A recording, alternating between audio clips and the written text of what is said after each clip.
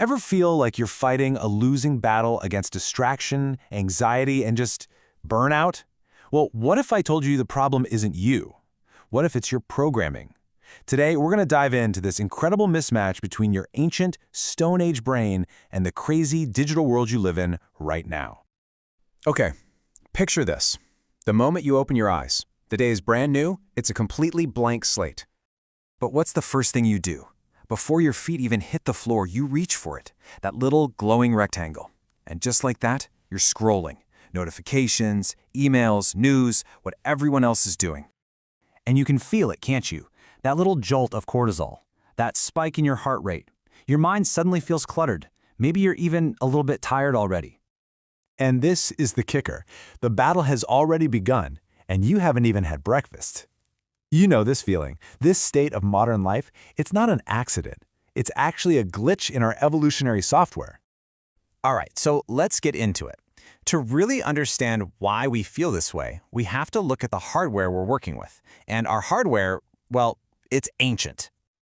And I'm not just talking a few generations old. The human brain, the one that's in your head right now, was literally forged over 200,000 years in a world that looks absolutely nothing like the one we live in today. And this is where you really see the mismatch.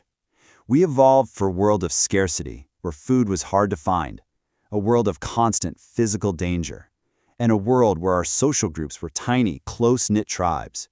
But today, we live in a world of unlimited food, abstract threats like deadlines and emails, and infinite social feedback from thousands of strangers online. It's a completely different planet. So to survive back then, evolution gave us this very specific toolkit, right? Fear kept us from being eaten, cravings made sure we'd gorge on high-calorie food when we found it, and the need for social approval, that was critical because getting kicked out of your tribe was basically a death sentence. And this gets to the absolute core of the conflict. Your brain's #1 job was never your long-term happiness or fulfillment. Its job was immediate survival. It's a short-term survival machine stuck in a long-term world. So what happens when you plug that ancient survival machine into the modern world? Well, those very same instincts get hijacked. Our own programming actually starts to work against us. Let's talk about dopamine for a second. We hear it called the pleasure molecule, but that's not quite the whole story. Evolutionarily, it's really the motivation molecule. It's a chemical that pushed our ancestors to put in the hard work to hunt, to explore, to find things that would help them survive. So this is the healthy, natural cycle our brains are wired for. You put in effort, you track an animal for hours, or you walk for miles to find a new berry patch, and then you get a reward. That reward releases dopamine, which then motivates you to do it all over again. It's a beautiful, balanced system. But the modern world just shatters this cycle. It has completely severed the link between effort and reward. It offers us that juicy dopamine hit without any of the work. Think about it. Every scroll on social media is a little gamble for a new, shiny piece of information. That's a dopamine hit. Every notification, every like, every match on a dating app, it's just hit, hit, hit. Your brain is getting an endless IV drip of rewards for basically zero effort. And honestly, it can't tell the difference. This constant overstimulation of our reward system has some pretty profound consequences. It's one of the main reasons so many of us feel totally exhausted, even when we haven't really done much. It's a burnout machine. And you know what? It's the exact same story with our stress response. Our bodies evolved to handle stress in these short, intense bursts. Like, oh my God, there's a lion. You either fight or you run, and then, if you make it, the stress is over. Your body recovers. But modern stress is totally different. It's this low-level, chronic hum of emails, deadlines, bad news, and it just never, ever stops. So your body flips the on switch for stress, but the off switch? It never gets flipped. There's no clear signal that the danger is past. We're basically stuck in this perpetual state of low-grade fight or flight. And the results of that are, well, they're probably all too familiar.